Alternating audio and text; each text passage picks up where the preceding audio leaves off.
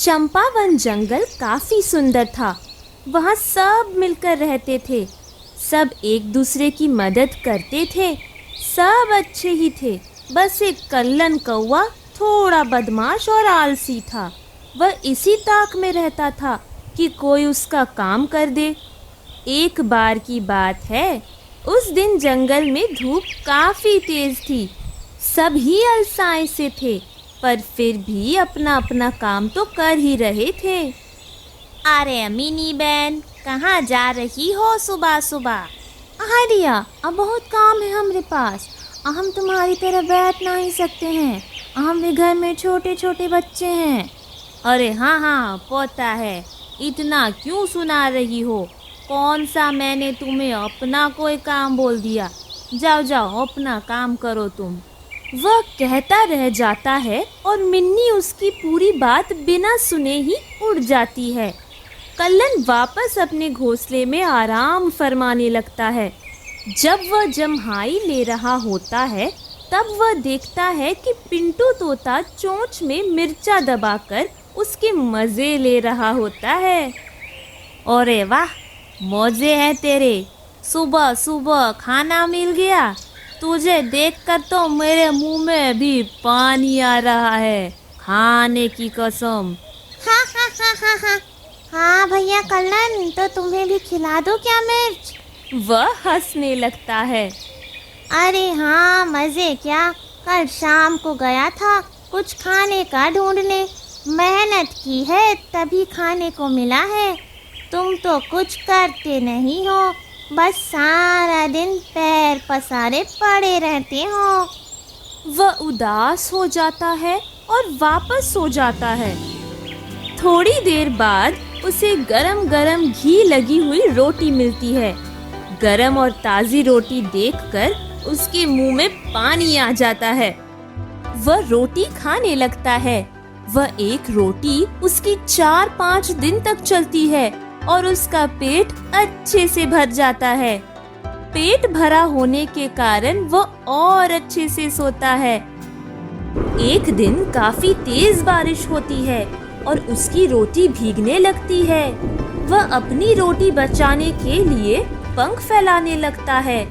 तभी उसको एक कांटा चुभ जाता है। वो हड़बड़ा जाता है और उसकी नींद खुल जाती है। अरे मेरी रोटी भीग रही है, अरे कोई बचाओ। अरे हे भगवान, ये गरम और ताज़ी रोटी का मिलना क्या एक सपना था? वह आस-पास देखता है, पर वहाँ कोई रोटी नहीं रखी होती। अरे मेरी तो किस्मत ही फूटी है।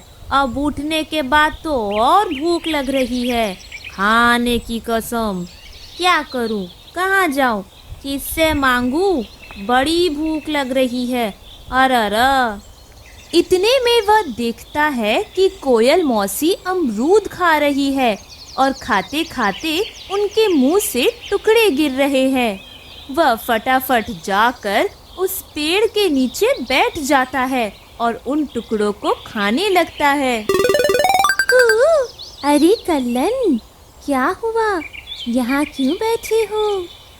अरे नहीं नहीं, कुछ नहीं मौसी। ये सारा दिन घोंसले में पड़े पड़े पंख शरीर से ना चिपक से गए हैं। सोचा थोड़ी देर नीचे ही बैठ लूं। हाँ सही बात है, तुम कुछ करते भी तो नहीं हो सारा दिन। यह कहकर वह अपना अमरूद खाने लगती है और उसके गिरे हुए टुकड़े नीचे बैठा हुआ कल्लन कौवा उठा उठा कर खाने लगता है और थोड़ी देर बाद दोनों उड़ जाते हैं। हाँ चलो, आज का काम तो हो गया। आज के लिए तो थोड़ा सा तो पेट तो भर गया है। अब सो जाता हूँ। कल के बारे में ना कल सोचा जाएगा। आज के तरह कल भी कोई ना कोई तो मिल ही जाएगा ना खाना खिलाने के लिए, खाने की कसम। इतना कहकर वह वापस सो जाता है। अगले दिन सुबह वह कोयल मौसी, मिन्नी चिड़िया और पिंटू तोते को देखता है कि वह खाना ढूंढने जा रहे हैं। चलो कल्लन, तुम भी चलो हमारे साथ। सुबह सुबह दाना अच्छा मिल जाता है। सब साथ में रहेंगे तो सबके लिए अच्छा रहेगा। हाँ हाँ, चलिए ना हमारे साथ, सब मिलकर चलते हैं ना। हाँ हाँ, चलो हमारे साथ, सब साथ में चलते हैं। अरे नहीं नहीं भाई, मीन्स के वो क्या है ना, आज तो मेरा उपवास है। मैं तो आज कुछ नहीं खाऊंगा, सिर्फ पानी ही पीऊंगा। तुम लोग जाओ। हाँ। उसकी बात सुनकर तीनों चले जाते हैं। सुबह सुबह अपनी नींद कौन खराब करता है? हाँ, मैं तो मस्त सोऊंगा अभी, और बाद में देखता हूँ दाने का क्या करना है। हाँ, वैसे भी जब कोयल मौसी आएगी ना आज पेड़ पर अपना फल खाने, वो ही उठा कर खा लूँगा। तब तक मैं सो जाता हूँ। हाँ। थोड़ी देर बाद भूख से उसकी नींद खुलती है। वह उठता है तो देखता है कि शाम हो गई है। हाँ, ये क्या, शाम हो गई? आज कोयल मौसी आई नहीं क्या इस पेड़ पर खाने? देखता हूँ, क्या पता फल के टुकड़े नीचे पड़े हो। वह फटाफट उस पेड़ के नीचे जाकर देखता है कि कुछ पड़ा है क्या, पर कुछ नहीं होता। अरे आज तो काफ़ी दिन हो गए ठीक से खाए। आज तो लगता है खुद ही जाना पड़ेगा खाना वाना बंदोबस्त करने के लिए, है ना? खाने की कसम। इतना कहकर वह दाने की तलाश में उड़ जाता है। वह एक घर की छत से लड्डू उठाने लगता है। इतनी देर में वहां की मालकिन आती है और उसे पत्थर मार देती है। वह पत्थर उसकी आंख में लगता है। आंख में पत्थर लगने की वजह से उसको थोड़ा कम दिखने लगता है। किसी तरह से वह उड़कर वापस जंगल आ जाता है और घोंसले में बैठ जाता है। जब वहां से मिन्नी चिड़िया उड़ती हुई जा रही होती है, वह उसको देखती है। कल्लन कौवा उसको बात बताता है। हाय दिया कल्लन, अब तुम अपने लिए दाना पानी कैसे लाओगे? कोनो बात नहीं, हम सब मिलकर एक एक दिन करके तुम्हें दे जाएंगे। यह सुनकर कल्लन की आंखों में चमक आ जाती है। वह सोचता है कि अच्छा होगा, रोज घर पर ही दाना पानी मिल जाएगा। थोड़े दिन बाद कल्लन की आंख ठीक हो जाती है, पर वह किसी को बताता नहीं है। उसे लगता है अगर उसने बता दिया तो उसका खाना पीना मिलना बंद हो जाएगा। एक दिन गोलू को लगा कि कल्लन भैया की आंख ठीक हो गई है, पर वह किसी को बता नहीं रहे हैं। यह बात वह मिन्नी चिड़िया को बताता है। हाय दिया गोलू, हमको भी यही लगा था, लेकिन पता कैसे लगाया जाए? मम्मी, मेरे पास एक आइडिया है। वह मिन्नी के कान में कुछ फुसफुसाता है, फिर दोनों कल्लन के घोंसले की तरफ उड़ जाते हैं। कल्लन के पास पहुंचकर मिन्नी बोलती है, कल्लन भैया चलिए, हम आपको ना एक बहुत ही ब्यूटीफुल जगह लेकर चलते हैं।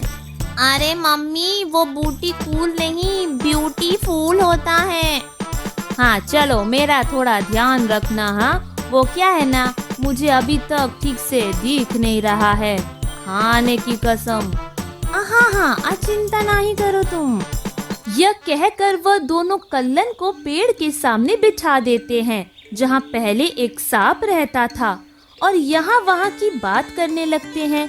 कल्लन को काफी डर लग रहा था, पर वह कुछ कर नहीं सकता था। अरे कहीं सांप वापस ना आ गया हो, कहीं निकल कर मुझे ही खा ना जाए। ये दोनों तो दूर बैठे हैं, अगर वह होगा ना तो मुझे ही पकड़ेगा। वह उन दोनों से बोलता है, अरे हम कहाँ आ गए हैं? मुझे तो कुछ दिख भी नहीं रहा है और कुछ समझ में भी नहीं आ रहा है, खाने की कसम। उसे अंदर से काफी डर लग रहा था, पर वह कुछ बोल नहीं सकता था। इतनी देर में वहाँ कुछ सरसराहट होती है। कल्लन को लगता है कि सांप आ गया, अब उससे रहा नहीं जाता। वह उन दोनों को छोड़कर फुर्र से उड़कर पेड़ पर बैठ जाता है। अरे ये भाई, ये तुम दोनों मुझे मारना चाहते हो क्या? मुझे बिल के सामने क्यों बैठा दिया है? हाँ, क्यों? तुमका तो दिखता नहीं है ना। ई कैसे पता चल गया कि तुम कहाँ बैठे हो? अरे मिनी बहन, और मुझे माफ कर दो ना, ये मुझे सब ठीक से दिख रहा है अब। वो तो मुझे आराम से दाना पानी मिलने लगा था, इसलिए मैंने किसी को कुछ नहीं बताया। कल्लन जी, कब तक दूसरों के भरोसे बैठे रहोगे? हम बता रहे हैं, मेहनत करना सीखो। सारा दिन आराम बैठने से जीवन नहीं चलता है। कल्लन को उसकी बात समझ में आ जाती है और फिर अगले दिन से वो खुद के लिए दाना पानी ढूंढने निकलने लगता है। तो दोस्तों, अगर आप भी कल्लन की तरह मेहनत करने से दूर भागते हैं तो ऐसा बिल्कुल मत कीजिए।